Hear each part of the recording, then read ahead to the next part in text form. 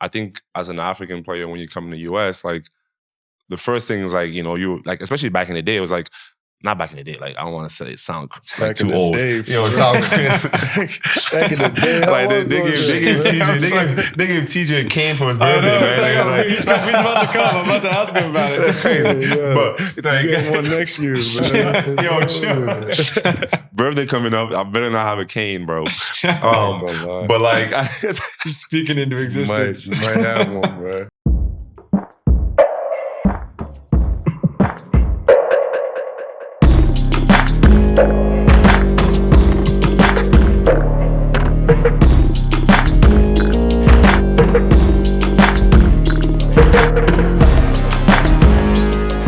Episode 21 of The Young Man and the Three, presented by 342 Productions and Wondery Media. As always, we have a very special episode today. We taped with Pascal Siakam and Andrew Nembhard from the Indiana Pacers. We taped Friday afternoon in OKC. We got about an hour and 15, hour and 20 with them coming up in a second. But before we get to that, Mr. Trey Murphy is back in the building. On the mend. How are you, sir? Doing well, man. Recovery process, sadly, but it is what it is. It's on up and up, though. Can you give a little update? You've been in LA. The team gets there today, but you've been in LA for a week or so. Can you give a little update on the surgery, the procedure? What's next? All that good stuff. Yeah. So. Basically, on the 17th, March 17th, I tore my labrum. It was a play where my arm got caught in between a guy's leg, and he tried to jump over my arm and kicked it, and my arm or my shoulder got dislocated. And that wasn't fun. But and it also happened on the second play of the game. But I think what pissed me off the most was that I passed the ball when I should have just shot the ball in the first place. Probably wouldn't be. You learned that lesson. Yeah, I learned my lesson now. This is what I get for passing the ball. But I dislocated my shoulder. I had to put it back in place on the spot because it was in a lot of pain. And then went to the back, and the whole time I didn't feel great about what they were going to tell me. And then when the doctor was on the phone for a while after my MRI, and I was like, yeah, something definitely happened. And then they told me I tore my labrum, and they were saying I had a small tear in my rotator cuff. But what ended up happening was, when I had surgery this past Wednesday, which was the 24th. Yeah, 24th. They saw it was a small tear in the rotator cuff, so they didn't do anything to it. I mean, if you look at everybody's rotator cuff in the NBA, or in labors in NBA, there's a small tear somewhere, just over time, wear and tear, just job that we do. And so it was just labrum. So thankful for that, because if it was rotator cuff and labrum, I would be a lot more handicapped at the moment. But, got to see the positive in some of the stuff. So I was talking with Cam about this last week. He's had a similar injury. And he said that what you just sort of mentioned, the wear and tear of just basketball overall, shooting in particular, but all the different, things you're doing on a daily basis, practice and game wise, lends itself to this. Herb has had a similar injury, right? Yeah, he was more rotator cuff than me, but it's close to the same thing. So what is and you're just getting started in this, but in terms of the rehab process, what do you feel like the next couple months look like? Just for, I'm sure we have people watching, listening who've had the similar injury, but in terms of how yours may be different from a, original sort of rehab process and then a ramp up and everything like that. It's funny because when I tore my labrum, literally there were so many people, random people that don't even play basketball, or they just have regular lives, have regular jobs. And it was oh yeah, I tore my labrum too, blah, blah. So a lot of people have done it. But what it sounds like to me is that I'll probably be able to shoot between 8 and 12 weeks.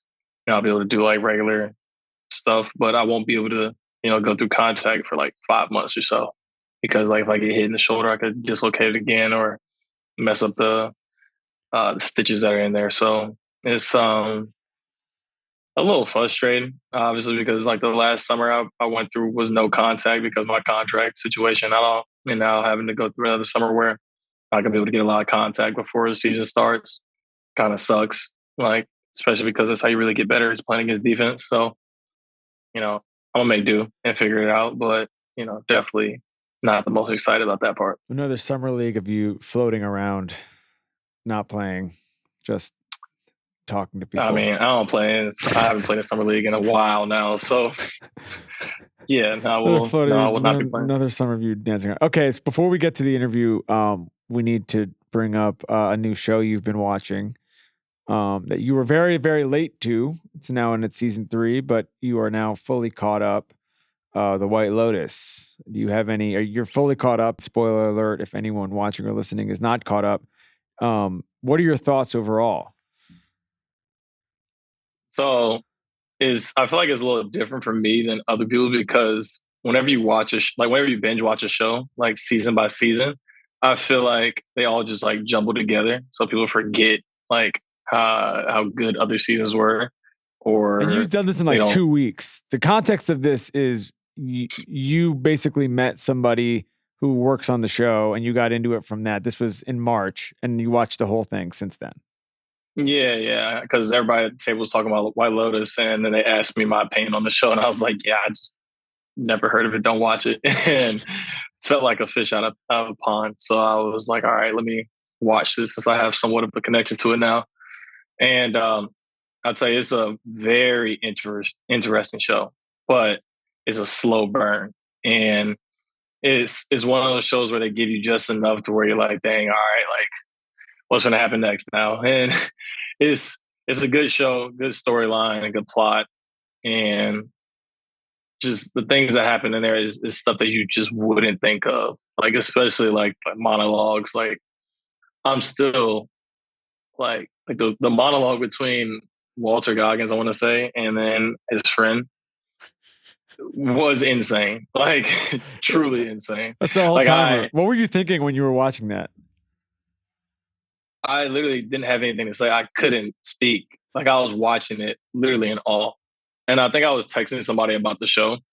And then something crazy happened before that. And I was like texting about that. I was like, yo, why did this? And then I literally stopped texting on my phone because I was so like in shock about what was being said on the TV screen. So yeah, it's a show. It is definitely a show. Does it make you, is this gonna, you go on all kinds of fancy vacations and stay in very nice places and everything like that. Is this gonna make you sort of not act differently? Cause it's not like you're doing anything crazy, but is this gonna make you like look at the people at the hotels differently? Knowing sort of that this is the sort of genesis of the show is based on these people?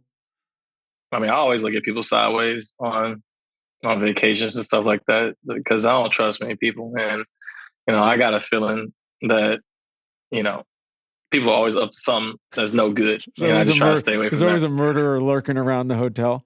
What do you think? Yeah, my dad's always said, always assume people are trying to do something bad to you and you'll always be all right. So I've taken that mantra with me. That's so dark. Yeah. Well, if you always protect yourself, you'll be all right. So, what do you think that what should be the next country be, or the next city?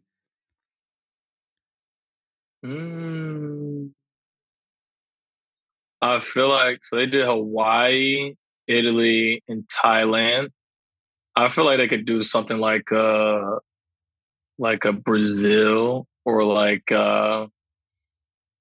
South Africa, maybe. I feel like South Africa would be sick. A safari? Yeah.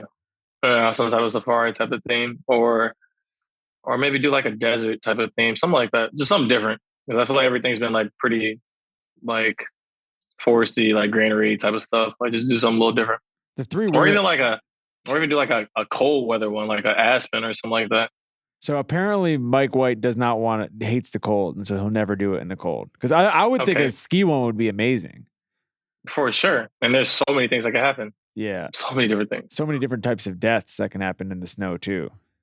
And also one thing that I will say that I really enjoy about White Lotus is that the first episode, they show you what happened at the end. And then now you're trying to figure out like, all right, is that a clue that leads me to what happened at the end? Yeah. Like I really enjoy those type of shows a lot. So no, it makes me think a little bit. What do you think of the 3 women?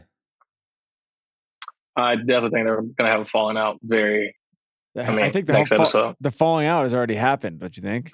Do you think the falling out it's not fully it's not been a full fallout yet, though. I think it's going to be like really bad. I don't think they're like, in all honesty, I don't think they're the ones that's going to end up dying. I'm going to call it right now. I think who ends up dying is probably going to be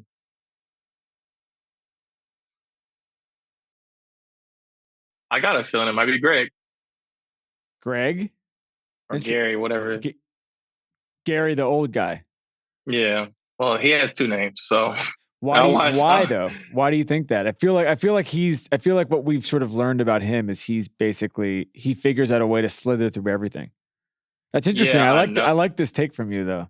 Yeah, but here's the thing though, is like the way like the other deaths have happened, they've been a little too not predictable. Like you could like season 2, you can kind of see how Tanya was gonna be the one to die. Yeah. Like it was pretty like out in the open. And then at like the first season, nobody really expected for the general manager to die.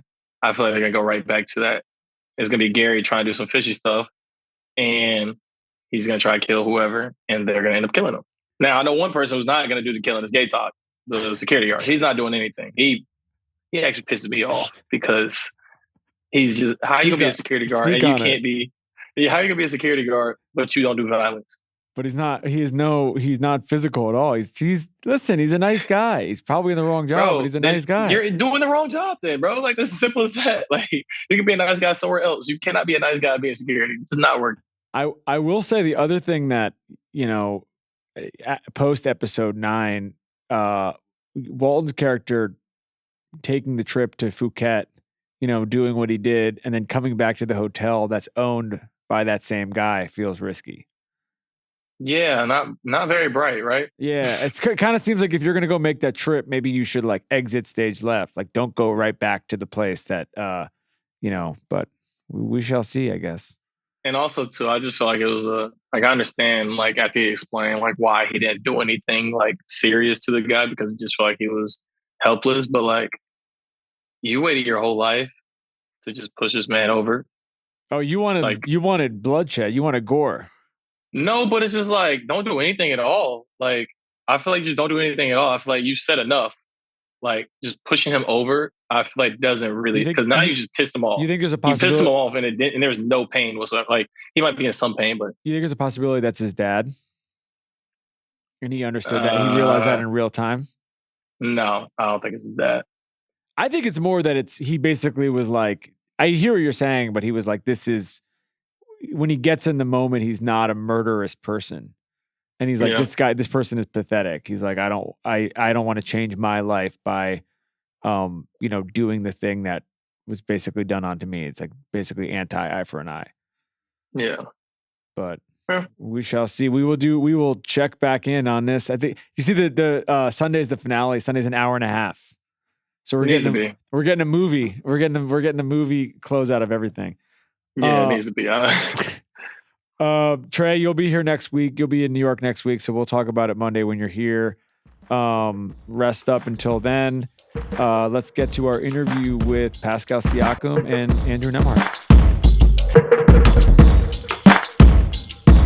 Pascal, Drew, it's been a long time coming. This is one of the eps I think we're most excited about. Yes, sir.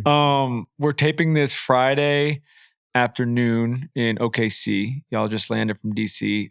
We need to talk 162. Man, it's a good night for the boys. I mean, I think we were making every shot at the beginning of the game. We just kept rolling, and I don't want to say too much against the Wizards, but it seems like they're not really playing their top guys. A lot of guys were out and stuff like that, but we had a good night regardless of who was out there. Yeah, no, I was telling him, I was like, we got it to 80 something at half, and I was like, yeah, there's no way we're scoring 80 more points. Yeah. Like, and then it just happened. I felt like we could have got to like 170 even. Like, but yeah, it was just rare moment, especially after the night we had before losing the game, and then like going into that back to back. Like, we played at home and we had to go to Washington. So But hey, we take it, man. You mentioned 80 in the first half, 45 in the first quarter. It was also balanced. Like everybody, it wasn't like it was y'all, running it up in the fourth quarter. It was like the whole team was sort of like getting some. This is not a, 162 might be a rare occurrence, but you guys scoring like this in general, you've been doing this the last couple of years. Can you kind of like walk us through on a pure endurance level, the idea, like you're always running, you're always moving, but yeah, like I was at the game Wednesday. That was a tough ass game. Even you guys putting tip or not aside, you guys putting yourself in a position to win after being down 17, 18, whatever it was against a team like that takes a lot out of you. Mm-hmm. So getting on a flight, flying halfway across the country and then doing it from a pure endurance, like how are you guys just pacing yourself at this point? No pun intended. Yeah, I mean, I'm not gonna lie, my body was feeling it before that game yesterday because the Lakers played a lot of minutes in that game and it was physical. It felt like a playoff game in there. But I think our depth also helps us with that. We play so many guys that we get fresh bodies in there and we don't have to like exert ourselves too much, especially in the regular season. Yeah, I mean, I think Coach does like a good job of just like subbing guys out, like having fresh bodies in the game, like, and yeah, like that's just our identity. I mean, I think for me coming in, like when I first got in there, it was like, yeah, like I mean, I don't know about this, guys. Like, I ain't about to keep doing this, man. Like, but I think you just adapt to it, and I think I've always been like a fluid player, so it just made sense to, like with the team, and but yeah, it's a lot of running. You gotta be in shape, man. Little did you know you're gonna be picking up full court. I wasn't ready for that. When did you figure this out? If you ask my teammates before that, it was like, yeah, there's no way P's doing that. Like he's a help side defender, kind of plays too. The first one I think I did it against somebody, and they were like, "Yo, P, come on, bro. Like we know that's not you." And I'm like, "Man, that's me now." Like with the Pacers. So hey, I enjoy it though. Like I enjoy it. Do you sense? I think the word that I was sort of thinking about before that we've talked about is like track meet. Like when you guys play, and you're also playing D, so it's not like you're just scoring and not come back and play D. Obviously, the two of you are definitely playing D. But do you sense even with like opponents that they know going in? Obviously, they know you're going to do this, but I'm almost wondering because you've been on both, playing in multiple organizations, you've been on both sides of this where you played on teams with different paces, where like there's an element of like shit, like I gotta go. I can't go. Yeah. Not like I can't go out because no one's really going out, but like I can't even like be out to dinner. Like I just gotta go to. I gotta go to sleep at 9 o'clock. Like I know these guys are gonna come in and they're just gonna be running and running and running, and I'm just gonna gas myself if I'm not ready.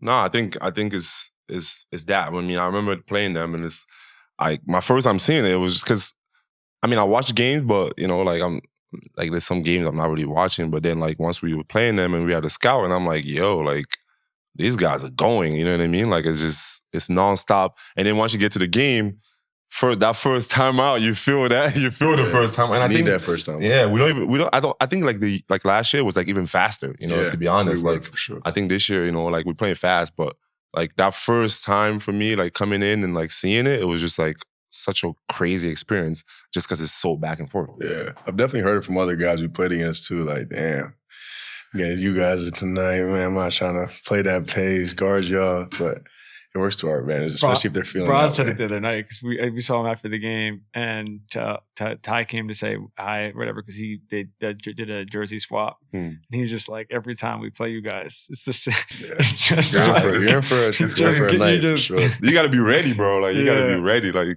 and like you said, I think the good point is like we put defense to the game too. Like so now, like so it's not like we're just running and you could just come in and score anytime. Like we our defense improved a lot. Obviously Drew being a big part of that. But like, yeah, like we're just not just an offensive team. Like we also play defense, so which helps you get to like another level. And I think we got to continue to improve that to get to what we want to get to. So since All-Star, I was looking this up yesterday. Since All-Star, the highest plus minuses in the league, SGA, who obviously you guys are going to see tomorrow, is at 169. Tyrese is at 168. You're at 159. Miles 157, Aaron's 155. I'm sensing a trend. I don't know where you are, but I don't think it's that far by. So let's talk about like since All-Star, what you guys I think has gone right.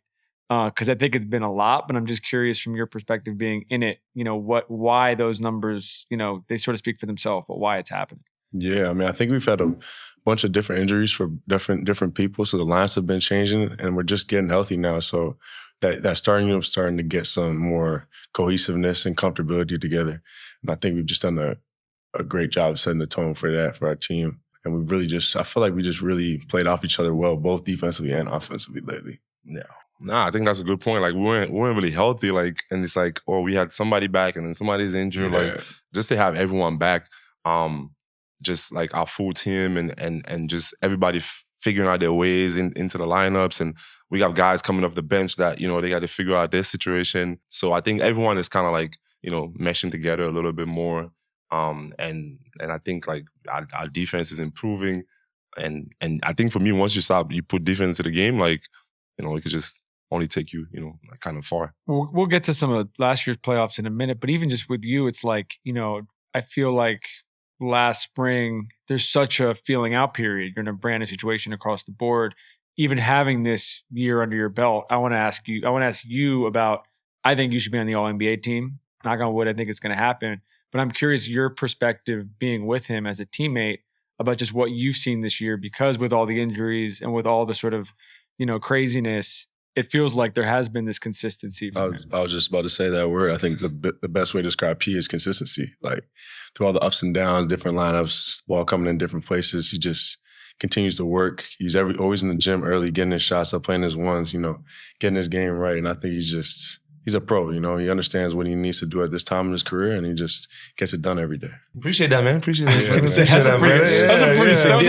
That's a pretty like clean, smooth sell. He's good, man. He's a smooth guy. But I guess my question is like, this isn't new to you. You know what I mean? This like, if you this is not gonna be your first All-NBA team. Was not your first All-Star appearance. Like you've done a lot in this league. You've accomplished all this, but in this particular situation. How are you feeling in terms of just kind of pacing yourself out? And like when you're in the middle of it, are you able to sort of put into perspective how well you're feeling? Or are you kind of just like, I'm taking it day by day? Nah, I think it's definitely a day by day thing for me. And like I said, my process of every single day, it never changes. Like no matter like if we're winning games or we're losing games, or if I'm playing well and I'm not playing well, like that's just the result. Like I think the process of it every single day, like I just always continue to stick to that. And I think that's one of the reasons why I felt like, the consistency comes with it. Like you put a lot of work in the summer, and then once you get to the season, you have that same consistent, just like going in every single day and doing the things that you're supposed to do. And I think for me, like just coming to a team like the Pacers and with all the guys that we have, and my voice being so important to the team, like I think like that just it helps you as a player. Like I think being on a team where you're there for a while and you see new people coming in and out, and your voice can kind of like just fade a little bit. And I think when you go to a new organization, new situation, and like like they see you as somebody that's done it at the highest level, I think it just helps a lot as a player, just to feel comfortable, letting your voice kind of lead. Like I'm not like a rah-rah person, but just finding my ways in that. And it's been a blessing to just have a team like that, and just continue to just have my leadership be a part of the program, and for me, I just do what I do every single day, man. Like it's like clockwork for me. Well, to that point, I mean, because you've been in these these sort of different setups from an organizational standpoint, when you look at a guy like Drew, you look at a guy like Aaron, guys who just do a lot, but they at the same point your role. You know what I mean? You know what you're supposed to do every single night. And as a leader of the team are just kind of, even with some of the younger guys, the guys who aren't getting to play as much, or their minutes are a little more stagnant, as you're giving them advice and you're just saying like, follow what he's doing, because this is how you get to that place. Follow what Aaron's doing, because this is how you get to that place. Like, what are you telling them? Yeah. That's allowing them to put themselves in a position where if you guys need them in May, like they're ready, when coach calls, they're ready. Yeah. No, it's a tough situation, because I think a lot of young players like find themselves in that situation in the league, and I think it's kind of hard, you're coming in from like high school and college, and like you've been, the guy, or you've done, well, and then you get drafted, and then, you get to a team that's like accomplishes things and winning, and you're not really playing, so it's like such a tough situation to be in. And you have a lot of people in your ears also. And I think for me, like you said, I just try to like look at my journey, like I started, I didn't, in the beginning, I wasn't doing anything really. I was just running and dunking and playing defense. Like that's all I was. And look where I'm at now, and I think you have a guy like Drew comes in, plays defense, does his job, and then you get to play 30 minutes a game, and I think once you get to play 30 minutes a game, you can show everything that you have, and that's something I always say to young players. It's like, you're trying to show the bag right away, but you don't even have the minutes. Like you got to get the minutes first. And to get the minutes, I got to do what coaches want me to do. If it's playing defense, if it's rebounding, whatever that is, I'm going to do that. I'm going to still work on my bag. Like, I'm going to still work on everything that I got. And then once I get the minutes, I can show everything else, And I think we kind of skip like those steps sometimes as players. And I think young players kind of get that confused a lot. Like, you want to, from day one, you want to come in and shoot a pull-up jumper. Like, maybe that might not be, it might be your role if in, some team, but in another team, it might not be your role. You got to come in and play defense, bring energy. And then once coach trusts you to be on the floor, then you can get to show everything else that you got as a player. I was going to bring that word up, trust, and I want to get your perspective on this in terms of earning trust from coaches, but also your teammates, about being in a place where you feel like you're doing what is asked and what is needed to a place where they have that. What is that process? And I want to get to a bunch of background stuff in a second, but like, even in this particular setup, like that process of coming in and earning that from them, because it's a thing that's not easy. Like you mentioned, it's not easy. It's like there's a lot of guys. Everyone in the NBA they're in the NBA for a reason, talent wise, but not everyone is able to earn that trust. And so going through that process. Yeah, I think for me, the biggest thing for like role guys and guys that are playing besides superstars, you got to be able to guard and you got to have like low turnovers. You have to be like you got to value the rock and then be efficient with as efficient as you can offensively when you're shooting the ball. And I just try to start with the defense part of it. And then kind of when I think the defense allows me to get into the game, get my flow, and then I can just, the offensive plays were just a bonus at that point, What you were saying earlier with the trust, I think it's like, once you get that trust and you're playing the minutes, now you have a little leeway to kind of work on your stuff, or you're going to get that opportunity where a guy's hurt, and now you get it 5 games to kind of do more of what you want to kind of learn to become. So, yeah, I try to start with defense. It's amazing watching your game because it's so consistent. And it's so consistent on both ends, just point of attack, everything. Offensive, point of attack, defense, not turning the ball over. And then when there are times, and we'll talk about the playoffs later, but there are times where you gotta go get a bucket. It's like he'll just go get a bucket. No, I mean, I think that's what I'm saying. I think for him, it's like an underrated part of his game. Like, he's so good, like going downhill. Like, I just think that like there's not a lot of guards out there like like do the things that he can do. Like offensively, just going downhill, middies there. He can shoot the 3. He can pass. Like he can literally do everything. You know what I mean, as a player, and then he can lock you down. Like, I think like it's impressive, man. Like it's pretty crazy. And yeah, like I don't think you can. People get to see that all the time, but there's times where they get to see it. And if we need a bucket, like, best believe Drew is one of those guys that we got to go to too. Like, you know what I mean? Like, it's not just only like Tyrese or me or whatever. It's like, we know Drew is one of those guys too. What was the Vaughn hoop scene like? I mean, it was definitely a basketball school. We had Wiggs, and like growing up, I would always go watch Wiggs hoop and like all the guys locally. But it was just like we had a little community center right across the street, play pickup there growing up. And then like everybody in the school would go there after school, play pickup. It was just young kids having fun at the time, just before the business of basketball. Did you overlap with like Nikhil or Shea or those guys? Yeah, Nikhil was I think he stayed for like almost I think like a month or two my freshman year. He was like in the 11th grade. But then he left. But I knew those guys growing up because I always played like AAU a couple years up, and I was playing against those guys all the time. Are you surprised at all at Shea? I think Shea surprised everybody a little bit. He was super under the radar, like coming up, and he lived outside the city, worked with one of these guys that I knew, and I heard he worked super hard and just kind of slowly kind of rose to become a better and better player each year. And I think that's the biggest thing about his game is he even though he's at this level, he still continues to find new things to get better at and still improve. And I don't think anybody expected it, really. When you were there, did you sort of understand how good the grassroots scene was in the city hoops-wise, or were you so locked in professionally that it was hard for you to pay attention? Yeah, no, I think I probably just locked in. Like I didn't. I mean, I think for me, growing like in college, I had a lot of like friends from Canada. Like my teammates were there were a lot of people from Canada. Like.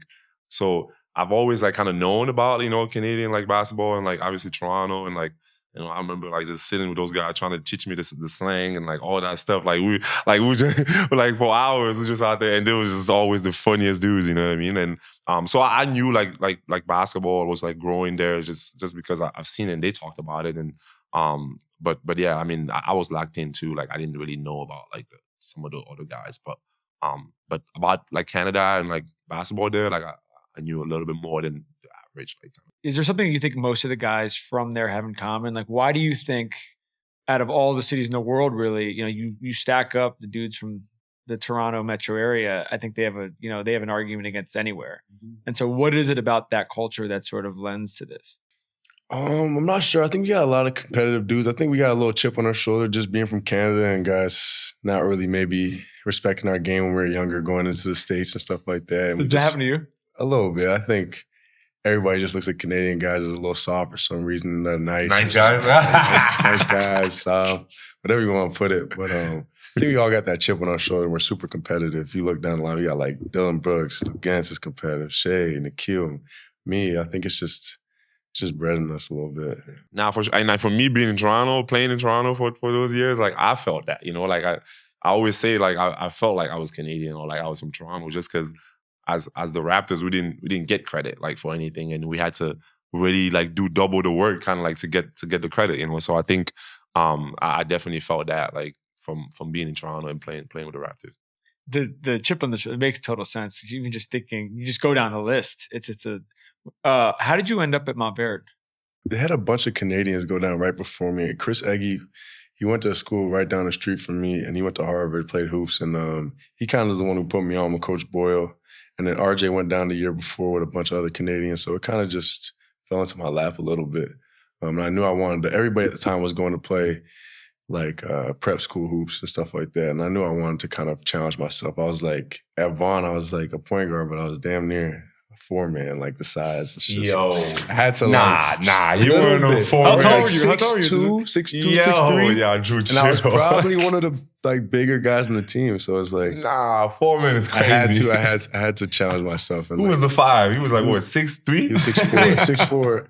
6'4". He could catch a little lob. I mean, I had to challenge myself. So you knew you were like just for your own, drive and sort of, mental push. You're like, I gotta. The combination of that and the exposure is so much bigger in America. Like when I just got maybe one offer before I went there, and after that first summer, like just saying I was going to go to Nembhard, I think it all opened up for me. Can you explain?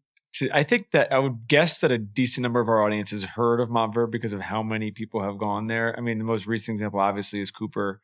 I saw last night, but it's just, I don't even know how many pros, but it's a lot. Ridiculous. What the culture is like there that lends itself to this being such a pipeline, not just to high level college, but also the NBA. Yeah, it's almost militant there. Like it's schedule. Every day's the same, pretty much. You're out in kind of the country a little bit. You can't really leave campus because nobody has family, and you got to sign off to get off campus. So you get real close with that group there, and it's all hoops. And Coach Boyle is so like.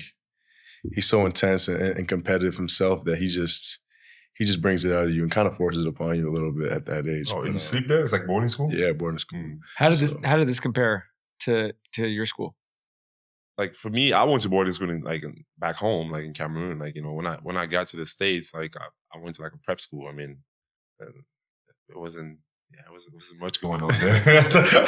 We're not gonna get into that. Well, his journey has been talked about, but it's one of the craziest in all professional sports. I would say. Yeah, no, it's crazy, bro. Like just because I always say, I mean, I never really basketball wasn't really like something I wanted to do, and then when I got to do it, moving to the US, like I didn't think like I was like gonna get to the NBA right away. You know what I mean? Like it was like something that was like in the air, but you don't really believe in that. You know what I mean? Like, and I think just going, went to Texas. I went to like Dallas or like Louisville, like around that area.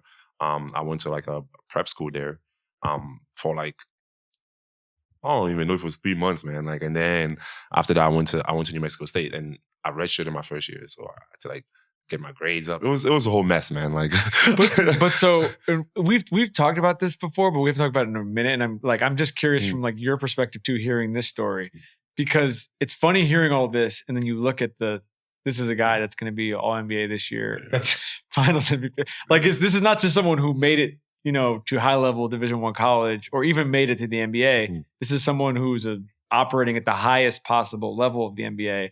And you, at what age was this? I moved to 18. Like, I graduated high school. Like, so you're saying at 18, you're like, I don't even know if this is in the car. Basketball's in the cards for me. I wasn't sure because I didn't really have like. I can't really relate. That's crazy. I didn't really have the talent like that. I was athletic. Like, I always done sports. Like growing up, like every sport that you can name it. Like I'll probably be good at it. You know what I mean? Like just growing up, but in terms of just like the skills and like all the things that like. When you play basketball, like I didn't really have all that, I had to like really just like work at it, But I still believe that I still had it in my blood somehow. I just had to like, bring it out. But like early on it was rough, man. Like just nah. Was there a specific drill or something that you feel like unlocked the love for you, or was it really just kind of like with reps? Yeah. Nah, I think it's like probably with reps. I think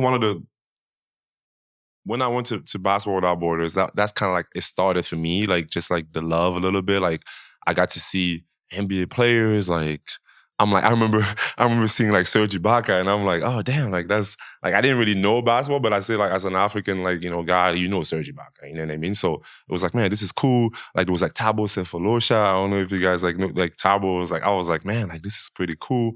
And just hanging out with those guys, I think like I started thinking, okay, like maybe this is something.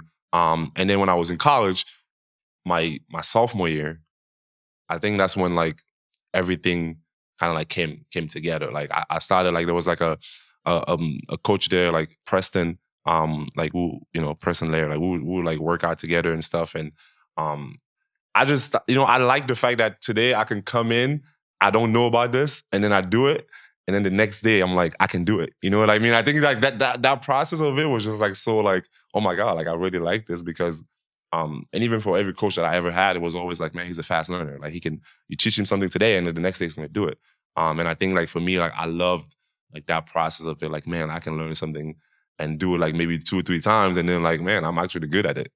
Was it middies? Like, was there something that you just were like, once you sort of hit this, you were like, this is going to unlock the rest of my game? Or was it just all kind of happening at the same time? Yeah, I think it's all happening in the same time, really. Like, it was just like, just all around, like, like middies, like my touch. I think I just found out like, man, I can, floaters around the rim, like, like all this stuff like feels like pretty easy, now that I'm doing it a lot. So it just all kind of like came together. And also being able to handle like a little bit as a tall guy, because I think as an African player, when you come in the US, like the first thing is like, you like, especially back in the day, it was like, not back in the day, like I don't want to say it sound like too old. It sound back in the day. Like they gave TJ a cane for his birthday, man. He's about to come. I'm about to ask him about it. That's crazy. But you get one next year, man. Chill. Birthday coming up, I better not have a cane, bro. But like, just speaking into existence. You might have one, bro. Just getting to that time, bro.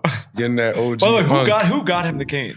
Not to change the subject. Obi got the cane though, because when I came to the locker room, I saw the 50. The 50 50 balloons in a cane. Yeah, the 50 balloons, bro. It's just sick. Yeah, it's a sick ball, NBA is cold like that. Like Caruso has that. Caruso's 30, 32, 33, something like that. Yeah. And they all call him OG. Yeah, even I saw Kyrie. Like Kyrie was like complaining about it the other day. Like it's like, man, they calling me Ugg. Like, bro, come on, bro. I'm still young. It happens fast too. It's just one year. It's bad, bro. 1 year it just switches. It's bad. I'm some bullshit. The age difference is crazy. People grew up watching you and shit. Now they in the league calling you Unc. That's crazy, man.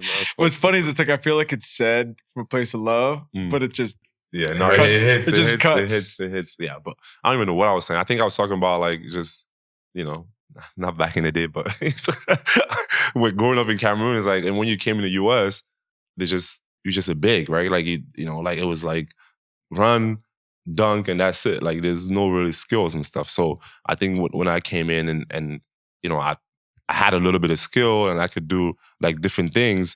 I think for me that just kind of showed me, and like the players that I always looked up to, like tall players like that had skills, like Tracy McGrady or like, you know, like Kevin Durant. Like when I started like just watching the game, because I wasn't really doing that earlier, just seeing those guys was like, man, like I want to do that. At what point in the New Mexico State journey does the NBA become not even like you know, a likely scenario, but a thing that's like creeping into your brain? Yeah. Now, after my freshman year, to be honest, I had like my freshman year, I didn't start, I didn't really play, and then one of the bigs got injured, and then I got in, and you know, from there I just kind of like ran with it. Like, hey, that's how you get your opportunity. Like literally, like we just talked about it earlier. It's like how I got mine in the league. Yeah, like the big, he got injured, and I just ran with it, and then like that year, the summer, like because I was like probably like 180, bro. Like I was like really skinny, and then like I gained probably like 20 pounds in the summer. I was like 200 pounds, and I'm like, I'm handling, I'm doing all this thing, and like I'm just working out every single day. Like New Mexico State also, like there's not much to do, bro. Like this is what I'm curious about with stuff like this though, is like with your family. Like imagine there's someone in your family who goes from like in a span of like 2.5 years, no matter what the thing is, goes from being like, oh, I don't know about this thing at all to like, oh, I'm about to go to the NBA. You know what I mean? Like just the speed of it is like, it doesn't make much sense. Like it is a little nuts. But not a lot of people probably believe in it except for you. Yeah. Type of thing. Nah, it's crazy, bro. Like because I think for me in real time, I don't really know that it's that fast, but like it it's just because it feels normal to me. Yeah. Just because I'm seeing the steps, because every day I'm there, like I'm putting the work in. But yeah, it's when you sit back and think about it, like I mean, it's insane. When you get to Florida, I guess broadly, like when did you sort of learn efficiency? Because I feel like as long as I've watched you, obviously Gonzaga was the same way. It's like what you're doing now in the pros is not surprising because it's basically it's an elevated and improved version of like how you've played. But like a lot of young players are very gifted, but they don't have that. You know what I mean? They're kind of jacking and so like when did you learn that part of the game? I mean, I think growing up playing with the national team, like in the youth programs, we would always talk about like percentages and all that type of stuff. And I always played with other really good players. So it was like, I kind of wanted to make the most out of my opportunity. I was always about winning. So I wanted to like kind of fit in and make it work and also like be efficient in my touches. So I think when I was younger, I would be looking at like, oh, I'm trying to hit 40 from three. And I'll maybe turn down a couple of threes to get to that spot. But I think it was when I was younger, like 16, 17. What was in your years there, and then even sort of the decision to go to Gonzaga, you know, what was your sort of thought process with the NBA, going in, not going in, ending up there? How did that sort of all end up working out? Yeah, I mean, I like tested the waters 3 times when I was in college. I was one of those guys. You know what I'm saying? Funny. It's like when the third time, it's like, bro, just make up your mind. That's funny as hell. I was thinking about my third year. I was like, nah, I don't want to do this again. I'm gonna just wait till my fourth and then be good with it. I feel that. I tested the waters too. Like when I went to it, I was like, man, I'm just gonna try it out and see, bro. Like, what was the feedback? Like, what was your reasoning for the first 2? Was it just like you just weren't comfortable with where you were gonna end up? Yeah, that's exactly what it was. My feedback would be like second round undrafted or just undrafted one of those years, and it was just like I felt like I was good. I felt like I could play there, but I didn't want to risk it and not like give away my eligibility, basically. And at Florida, like I liked how I was playing, but I didn't really like how I fit in the offense and how we were really like kind of coming together. So I was like, let me make a move. And I was initially thinking about sitting out that year just to get better and kind of work on my game. And they've been doing that a lot over at Gonzaga. And then after my 4th year, I felt like I was one of the best guards in the country. So I was like, I feel comfortable regardless of what they say about it. I'm going to go in there and try to prove it. At a certain point, you got to rip the Band-Aid off. You gotta go. Like, I mean, I had no choice. Like, what the hell you do, bro? You gonna go back? Yeah. I feel like I heard about a college player that was like 7 years. Like, who's that? It's like, isn't a college player that got like 7 years? You can get a waiver, whatever it's called, to get an extra year now for anything. With COVID, you also helped it out a little bit. Everybody's I guess the COVID, everyone is, they can stretch it out. Extra year. Well, it's also, I feel like now it's different in general too, because it's like some of these guys are getting paid so much that they're just like, I'm turning down money to go play in Europe or to go play in the G or whatever. So it's people are making more money in college than probably their first years in pro. I was actually curious. So I went last night, not to change the subject, but I went last night to the Duke game in Jersey, and I went with Cam Johnson. And we were talking about this a little bit, just like whether the NIL stuff is going to mean there's going to be fewer upsets and whether like NIL stuff, I think at least we probably all agree is like it's objectively good. The players are getting paid for doing for the amount of money that they're bringing into the sport. So that part of it is like, to me, is like a no-brainer, yes. But the way that it's been set up, because they're so, it's kind of like, it's like if the situation when you were at Florida is as it is now, it kind of feels like the second the season is done, you're getting 75 calls being like, your thought process is totally different. And so you guys aren't that far removed from this. So like, do you even think about how it is now, how that would have compared to you and the overall sort of system? Yeah, I think for like the development of the player, I think it's nice to stay at a program and kind of build and gain that trust of the coach and then get your opportunity. But I also understand players like getting into the portal, they want to make more money. And every year you can kind of put your name back in there and see what you can get. But in terms of development, I'm happy the way it went for me because I really improved my game over a couple of years instead of just going for one and trying to be out real quick. What do you think at this point? They've had such a strong track record of success with the Zags. I got to know Coach Few a little bit through the USA stuff. Mm-hmm. Super smart dude. Yeah. What do you think that they do right? I think they start with the player development. I think that was their biggest pitch to me. Is like, oh, come here. We have like a 2-year process. You get better, and then you kind of prove it on the court. But I also just like the freedom and confidence he had in me, and just allowed me to kind of experiment out there. And we would bounce things off of each other. We had a great relationship where he would listen to me, I could listen to him, and it wouldn't be just his thing is to say all like the be all end all type of thing. So we had a great relationship, and I liked how he kind of let me experiment and get better at my game. What was your draft night like? Draft night, yeah, it was crazy, bro. I was in Orlando actually. Well, I think like we had I feel like everyone, you have like a range or whatever. Like, oh, you're gonna be between this and this. And like I was nervous because I'm like I don't really know. Like it was like a pretty wide range, and it was like, yeah, like I don't know what's gonna happen. And at that point, it was just like, because I was testing the waters also. You too. Yeah, no, you guys are friends. Yeah. We have the same agent too, though. So I'm like, smart man. Yeah, so I'm like, yo, I'm gonna test the waters and like see, you know what I mean, what's gonna happen. And I remember like going to LA. So after the season was done, I went to LA. Started working out. I was with Rico like every single day. We working out, and like I just. Like when Rico saw me, like he was like, "Yo, like I don't know why you're going to college. Like don't even think about going back." Because I was like really like man, maybe I need to go back. Like I don't know, the range is pretty crazy.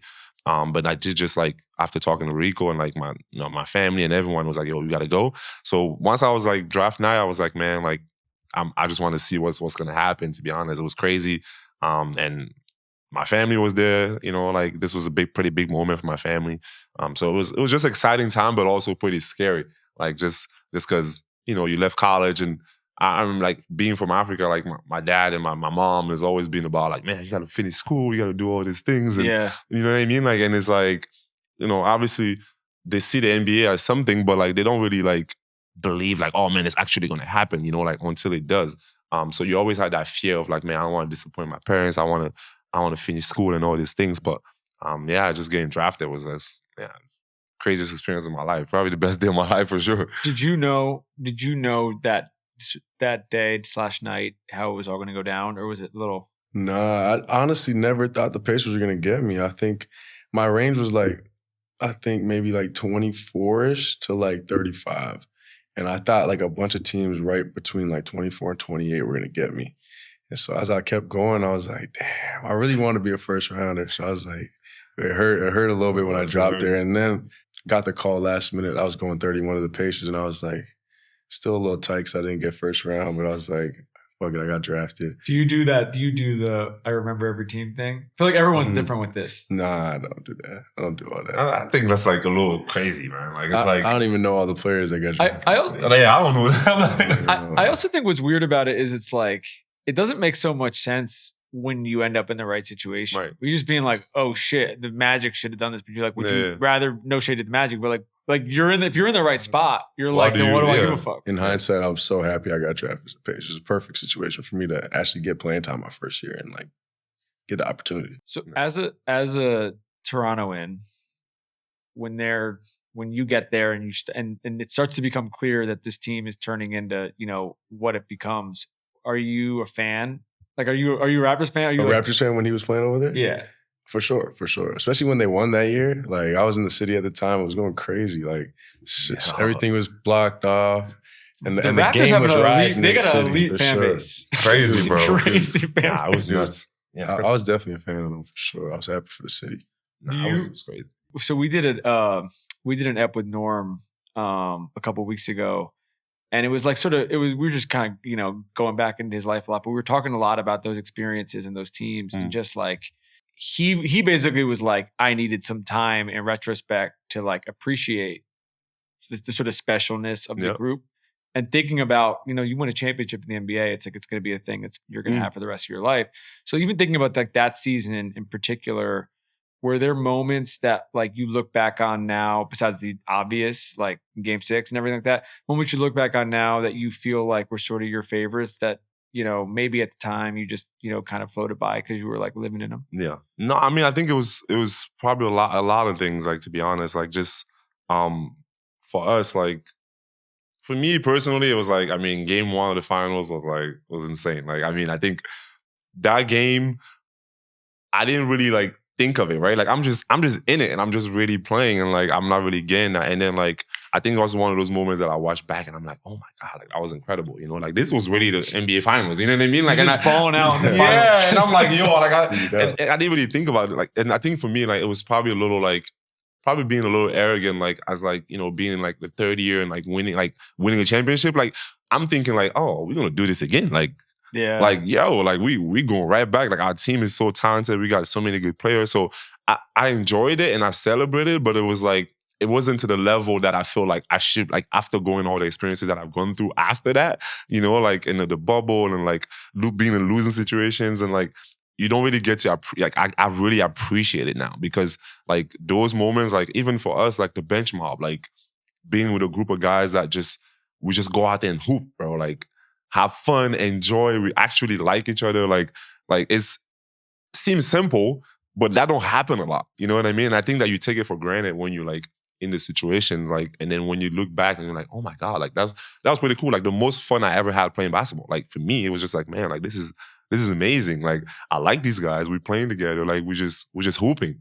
You know what I mean? Like, so I think you can take that for granted for sure. Like, for me, at those moments when I look back, I'm like, man, like those are pretty cool. It's crazy looking back also, and Norm and I were talking about this, just the level of talent on the team. I mean, he's a perfect example of that. We were talking about that. Just everyone talks about you, everyone talks about Kawhi, but you go up and down that roster, it's like what's happened with Fred, what's happened with OG, what's happened, like, it's crazy, bro. It's crazy. Like, it's nuts. Like, I'm telling you, I've been thinking about, I'm like, man, like we had a squad. Like, you go down the line, like, and one of the games that I always like to watch back, like in that run, it was like when we played Milwaukee.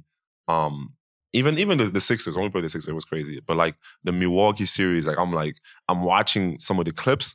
And I'm like, damn, like, you go over here, you switch, it's Kawhi, and then you set the screen, it's me, and then you set the screen, it's Freddie, and like Mark, and then it's Serge. Like, it's like, bro, like the defense was crazy, bro. And like, we were just, and I think like with Nick and stuff, like he would like, because he was so like, he would just come and do things that people don't usually do. And he would come in and like, he would just come one day and just introduce something like the day before the game, and we would do it during the game. You know what I mean? Like, just little things like that was like, I never really seen like helping strong side corner and like, like most coaches always told me like, nah, you're not supposed to do that. Like, we did like strong side, somebody drives, just switch. You know what I mean? Like we did a lot of things that a lot of people didn't do back then. And I think it was just like credit to the guys, and we have a lot of smart guys. Like when you like Kyle, like Fred, like. You know what I mean? And then like Kawhi. It was a crazy mix. It was it's insane. Yeah. I'm thinking about, and I never even really thought about this. I'm sure you guys have thought about it a lot because it's, you lived it. But like when we're talking about like Americans underestimating, there's a part of me, even though this is an NBA team and it's an NBA team with guys who've been established stars in other places and things like that. So it's not like it's a bunch of rookies and second year guys. I feel like remembering that that series, even thinking, I went to a lot of the Philly games. JJ was in that Philly team. I go to a lot of those games. That was a crazy series. Obviously, the end of it was insane. But I don't think the casual fan probably understood the depth of talent that was on that team. And even in that Warriors series, injuries aside and everything like that, that's a close series if those guys are all healthy. Yeah. It's not like they're winning that series definitely. Because they all and then they all got hurt and they didn't. Because even in the regular season, like we had like our games against them was like tough. Like we, you know what I mean? Like, and I mean, if I want to look back, like we beat them like during the year. Like so, it was like we had like we were like obviously there was so talented. I mean, we look at their roster, you know what I mean? Like, but I just thought that the way we played and like the guys that we had also like.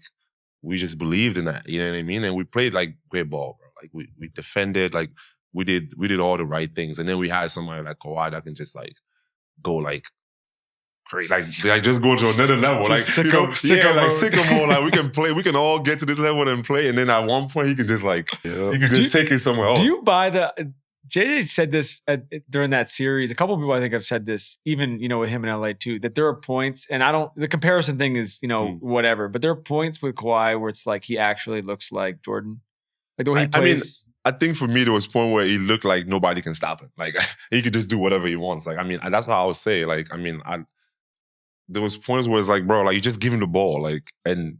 He's just gonna get to one spot. Yeah, and then like the result is gonna be 90%, bro. Like, and not much you could do about it. And he's so big, like he's so strong dude. Like, bro, I'm telling you, like there was nothing you could do about it. Like he would just get to wherever, and then like because I think it's like his handle was tight, like the three was there, like and then he would like go and dunk on you too. Like he was healthy. Like it was like, bro, like yeah. Even in a winning effort, what was the Steph? Dealing with Steph in the finals experience. Oh my God.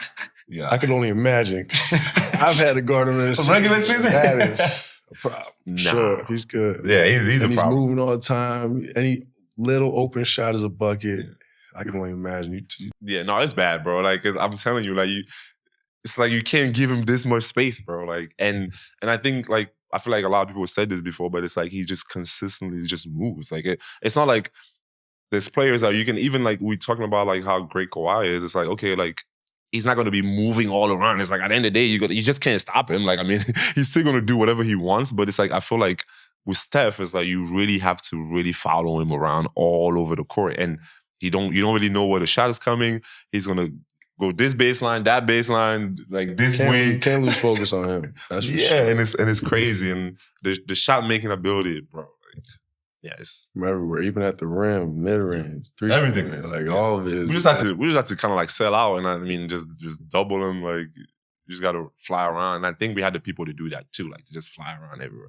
With the matchups you are tasked with, where you're coming in basically once you start getting minutes, and they're being like Drew, you're on Steph. No, that's my welcome to the NBA moment. People asking me, it's just like not even just him, but like I had a week where it's like Steph, Dame, had to guard PG maybe.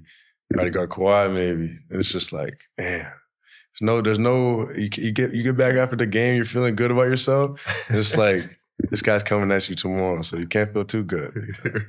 And also they're all different. Yeah, no, and he can guard, like I'm saying, he can guard like a lot of different people. So like even just the names that he named, like it's just like a range of people that like he's able to guard, and they all do different things, and they all play differently.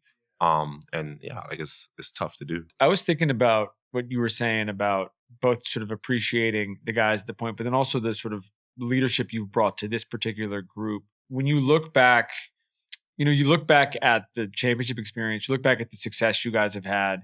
Team breaks up, but that's sports. Yep. Things happen in sports. What are the lessons you draw from that you sort of instill in this group? Because before, and we'll get to last year, but before last year, this was a team that hadn't had as much success playing deep in May, and maybe early in June. No, I think for me, like with our team, like that Raptors team, and one of the things that like the coaching staff and everyone was always preaching was like we had like even on the board we had everywhere it's like April, May, and June, like that was playoff time, like that end of the year going to the playoffs, like.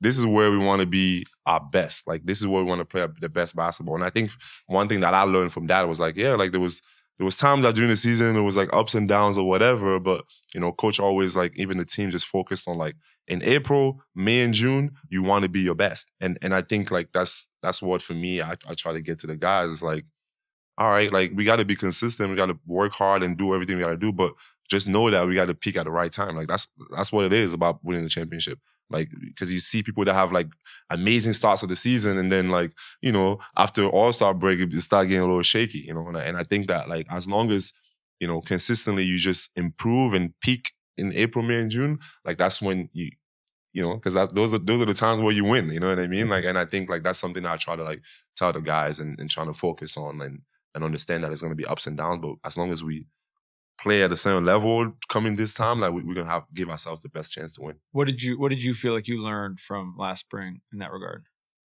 At that point of the season, all your personal agendas kind of got to get thrown out the window. I think it's more about buying into winning as a team, and it might be you take a less shot or you might not get as much shine as you may want individually, but winning will solve that in those cases and will allow you to kind of we all win as a group. We can win individually too. So I think that's what we did a good job of, and I think that's what our team is doing right now. I think we're understanding that this is winning time, and it's not about getting your buckets up or getting your stats or your nice little highlight mix. I wanted to ask about That's a great point. Yeah, it's a great point. I wanted to ask about the Knicks series in particular. I went to all those games. When Ty comes to New York, we usually sort of see each other, and we would go to like one restaurant. Whenever we went to one restaurant, he played bad in game one, and then we did that. That's all I got. Another spot. But it was maybe I'm biased because it's like I following the people involved more closely or whatever. But like for a second round series,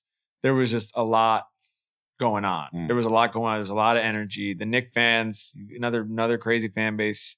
Like Game 7, Game 7 is for a non-finals game is about as lit as you're gonna get. That was one of those ones for sure. Just seeing it before the game, I felt that. I was looking in the stands. I was like, "This is a moment." Yeah, no, it's crazy. Like I've been in Game 7. The Philly game was Game 7. Like, wait, I don't want to talk about the Philly game for a second, and then we'll get back. I want to hear about this too. No, I mean, it was crazy. I mean, I think for me as a young player, you get in there, it's like I don't know how to really think, because it's like every possession matters, right? That's like the best it's like position to be in. Like it's the best.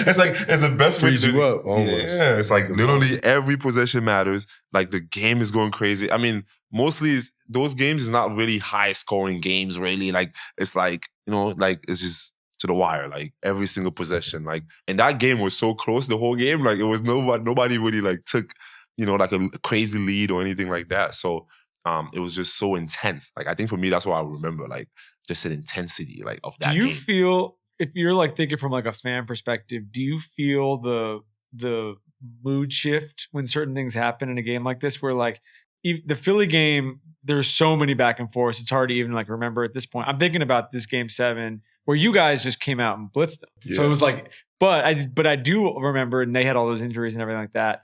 Like, Dante played really well. Alec Burks played really well. And there's periods where like they're getting the game within like 5 or 6, and you can feel the fans start going like crazy. And we never won a game at that gym the whole series too. So it's like, I felt like we were up in a lot of those games, and they came back. The crowd got loud, and it was just like, damn, this is coming again. When the crowd gets loud in there, it's like, bro, you can't hear nothing, bro. Like it's crazy. It's different. Like they start going nuts. I've asked you this before, but for his purposes, your head when Kawhi hits the shot, what is actually happening in your brain? Nah, it's like because I'm in the play. I'm like, I feel like I was setting the screen or something, like, and like. So Kawhi comes off and he's like going into the corner, and I'm just like sitting like this, like the top of the key, and I'm like, I'm wide open. But at that point, I'm like, man, do I really want the ball right now? Like it's like, bro, like this guy, like it's like, but I'm like, I look like this though, like I'm open, like I'm wide open, but like I just see him like just take that angle, and then I see like he had like Joel, and then Ben, it's like beelining to him too, and like they both contesting it, and he shot it, bro. At that point, I'm just looking up like bounce off the rim 2-3 times. Like the ball just keeps going. Like it was the photo afterwards. It's insane. Amazing. Like everybody's just watching that moment, bro. Like it's It's one of the greatest, bro. One of the greatest moments. Did you have some of this in the shot in the Knicks series? In terms of like your process? Because were you at that was game 3? Yeah, game 3, yeah. And it was 2-0. It was 2-0 them, right? Yeah. I remember because I was there. That's great. And there was a part, and they had all those injuries, but Dante was going nuts. There was a part of the like that you could feel the fans being like, "Oh, are we about to get swept by this team?" That like is a bunch of sort of ragtag bunch until that thing happened. Yeah. No, we definitely didn't want to go 3-0 because has anybody come back from 3-0? No. No. I don't think so. So it's like, I remember I played trash that game, the whole game. I think I might have had a couple points before, but I was telling myself, like, just be ready. Don't worry about it type of thing. It just kind of came to me at the right time. I didn't even realize what time was on the clock. I was about to go drive. It looked up 2 seconds. I was like, Bob was a little bit. That was crazy. It was that was a crazy shot. It was a good moment. It was deep. For sure. It was deep. I'm like, I don't know how you made that. That was tough. Man, it was a good moment for me, for sure. I would say the other interesting thing, and it's going to be interesting to see obviously what happens this spring. Like in the Boston series, you guys had a lot of bad luck, but I think there were a lot of people whose eyes were opened by you who maybe weren't watching your games all year. I think Pacer fans were not that surprised because they saw it enough. So they're just like, oh yeah, he's taking over a quarter, he's taking over a half, he's taking over a game, whatever it is. But you have this moment like we were talking about earlier of like, oh, I'm playing my role exactly what this team needs me to do, but now I got to go score more. Now I got to go show off the mid-range more. Now I got to go shoot more. Did it all just feel like fully natural? Like what was your kind of like, like looking back on it? I mean, it kind of did because I had a lot of opportunities before that in the first 2 seasons to kind of get that opportunity where I was the point guard and I had to make plays at a high level. And I knew my teammates and my coaches had the confidence in me to kind of do it, but I didn't really want to try to force anything. I kind of just fell into that a little bit, but I was just trying to be aggressive in the moment. But I did feel comfortable doing it a few times earlier in the season. It's funny watching you in that playoffs last year because that was I think that this is probably why they made the trade. But it was kind of like he gets into the playoffs and you're like, everyone else is sort of like going through this, we're figuring out our emotions in real time. And he's just like, fuck it. Just like, and every fan base is coming to it at their own speed. Like each one, even though they won, even the Boston fans are like, fucking Pascal, you just won't stop. I mean, like I think it's like you said, just being in those situations before, like to me, like I always look at it the same. Like I'm just going out there, like doing what I do, like and no matter who we're playing or like whatever, like it's always the same process. And there's some times where the shot's gonna go in, and sometimes it's not gonna go in. You know what I mean? Like, and I think at that point, it's like I don't really control that part. And I think just playoffs, like I just love that. Like, and I missed that those moments and like that real experience of being deep in the playoffs. Like I haven't had it in a while. So you just really super excited about it, and you just want to do well. Like and just having also the team like to do it because we're talented. This is random, but what was the Tampa experience like? Because I've never even talked to you about that. God. When I hit Tampa, bro, like it's like I just like I get nightmares, bro. Too. Like this is like that's what I'm saying. Yeah. I like He's a Florida guy. Yes, I like Florida. Like this is like, but like Tampa was just so bad, man. Like just because coming from the COVID year or like with the bubble year, I think that was like the year after that. And it was like, bro, like it was just nightmares, like that whole situation. And then we go to Tampa and we literally like, we have no fans. Like, I mean, we go to games and like people have like, there's like, Boston jersey, there's like a Laker jersey, there's like a, like it's just random and we're playing like San Antonio. Like, I mean, like I said, it doesn't even matter. They're just like, we decided to go to a game tonight. We don't even know who's playing. Yeah. The jersey I have in my closet. I'm just going to pick whatever. And like, we're just going to go to the game and like, that's it. Like, and then the fans like, there's no energy, there's nothing. Like, I mean, because there's no connection to like, who we are. And like, it's, overall, it was just bad, bro, and just bad energy, bad everything. It was nice because I after having those bad situations, I can go home and like I had a pool and I can sit out and chill. Like, that was the only thing that was like good about it. Like it was the sun. Like if there was no sun, maybe like I don't know, like crazy depression was probably gonna happen. Like at least like it's bad, but you can go home and like there's still sun coming out the next day. You know what I mean? Like that was the only thing that was. But yeah, overall the situation, we had to sleep. Like I was at a hotel. I was sleeping in the hotel like the whole season. Like we had to practice in the you know, like at the hotel. Like they had those little rooms. Like they, you know, it was just, it's bad. It's like, very random. You know, this is happening. It's a little different, but this is happening in baseball this year. Oh, it is? Because the Rays, or in Tampa, their roof got fucked up in the hurricane. On the hurricane. Oh. And so they're still in Tampa, but they're playing at the Yankee spring training field. And so it's like in a different town, like it's in Port St. Lucie or something like that. And so like they're basically like, it's like going and playing at like a high school stadium the entire year. And they're worried about this with the fans, where you just are like that matters. Like home court, home field, that matters. Yeah, like it's a huge. It's a big part of the game. Like, I mean, just even for us, like when we are home, it's like, bro, like you can feel the energy is different. You know what I mean? Like, definitely, it's on your side. Yeah, you want that feeling, and then when you go to a game and you just don't really know what you're gonna get today. Like, we're just going to the game. It's like, all right, let's see who's out there today. You know, basically, and it's like it could be anybody. You know, and I also think like our team, it was just bad after. The world was almost ending, basically. You know what I mean? Like, the world's always ending, and then you end up in Tampa. And then we end up in Tampa. Like, we had to play a season there. Like, it was all bad, bro. Was that Lakers, the buzzer beater you had? Was that your first? You felt like your first like really big moment in the league? Yeah, definitely was. That's why I think I'm like almost known for it this point. Like people always bring it up to me and stuff like that. So I'm trying to shed it away a little bit, but I hated that, bro. I hated that moment because I think the game, the time before that, you guys played us. I think with the Raptors, you might have made like a crazy shot too, like against us, like that. They were in Toronto. That was on you too. That was on me too, huh? I hated that. I got the video on my phone if you want to watch it. Yo, you got it on your phone. It's crazy. Yo, imagine you pulled that up the first picture. The first video. Oh, that was the end of the season. Okay, I didn't remember, but I remember that moment against us.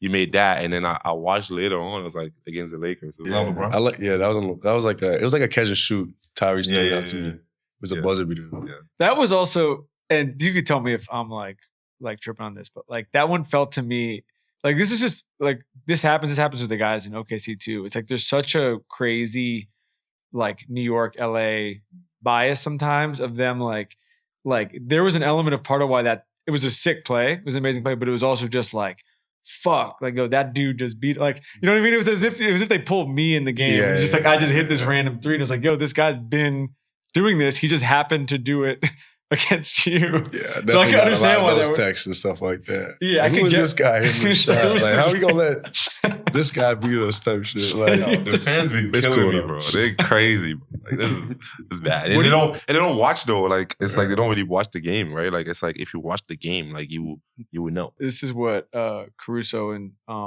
Dub were saying, because they get, not to put words in my mouth, but they get hot about that with the Thunder, where they're basically just like with Lou, for example.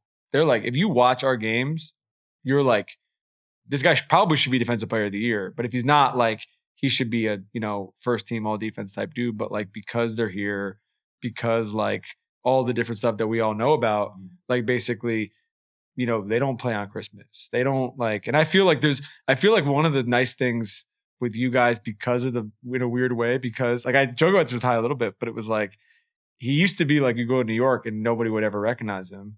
Now he's like because of public enemy number one. Yeah, they hate so him, they hate him. But at least they know. But at least there's like a understanding of like, oh, these guys came in and like snatched our chain a little bit. Mm-hmm. And so sometimes you need that. Like you guys had that with Golden State. Yeah, no, for sure. Yeah, like you need the moment. You need the moment in May to have to really like sort of stamp yourself a little bit. Yeah, because that's what it's gonna take at the end of the day. Like I mean, as unfair as it is, you know what I mean? Like that's what it's gonna take. Like even for OKC or whatever, it's like it's gonna take like doing that for people to be like it's unfair, but that's what it is. Like we know what the media is gonna be talking about. We know all that. Like it's like we just gotta like take it and use it as motivation and just go do it, because that's when you're going to get the recognition. Do you guys have like a piece of, like, not to be like corny, but like a piece of advice that like a thing that you'll say that was passed on to you that when you guys get because now he's the OG.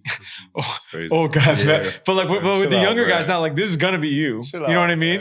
This is gonna be you. And so like 5, 6, 7 but like the thing where you're just like as this is coming along for yourself, but you got someone who's a rookie or even a second year dude who's like not getting a lot of minutes, and from your own experiences of just being like trust the process. You know what I mean? Like a thing of like is there something that's been passed on to you that you like to sort of share with other people? I'm gonna let OG take that much. Yo, hey, chill out, bro. I ain't got much advice to this, bro. Oh my God. But OG, I talk think to us, yeah, man. that's messed up, bro. I think for me, like which for my journey, what I was just gonna take from it is just like consistency. Like, and some of the things that even in the summertime for me, some of the things that I do, and it feels normal to me because I've always done it. But then when I talk to, like other players and even your agent start getting other players and things like that, and they come back and tell you like, man, like you going in the summer 6 days out of 7 in the gym every single day, like for 3 months straight, like it's not normal.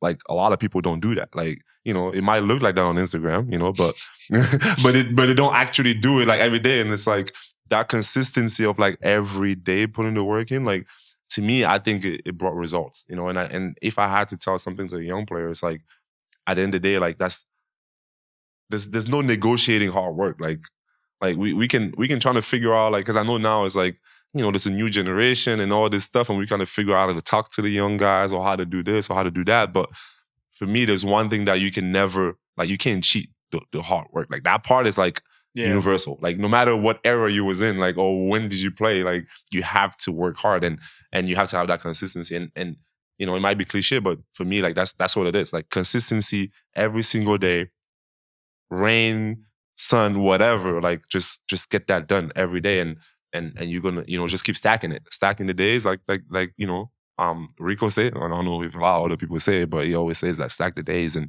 I think for me that brings the result. And I'll just say that. That's good. That's good OG advice. Yeah, that's good OG advice. Good shit, man. I don't know what I would say. I'd say like maybe like keep your swagger. Like always have your confidence and belief in yourself. Because if you don't have it, nobody else is gonna believe in it. You might not be in the role you want, but to maximize those minutes you get, you gotta have your confidence, your swagger. And it might not look the same as it did in college or high school, but you gotta believe in yourself. I think that's a good way to close it out. Damn. Fellas. OG, appreciate y'all. OG advice. This was real. We're gonna do another one this after the playoffs. We got some more stuff to for celebrate. Sure, appreciate it, man. Yeah, appreciate it. And shout out Drew. I just want to give him a shout out. I don't know if I said it, Appreciate you, bro. my dog right here. Every single night, guarding the best players on every single team we play. He better be on like all defense, whatever they do, like whatever those awards are, he better get it because that boy's different. You, he's different No, every single night. Yeah, no long talk, man. Appreciate We're just the out there kind words, hooping. fellas. Yeah. Even though you call me an OG, I'll give you flowers still, Say it man. with love. I was just joking today, for real, but you ain't OG yet.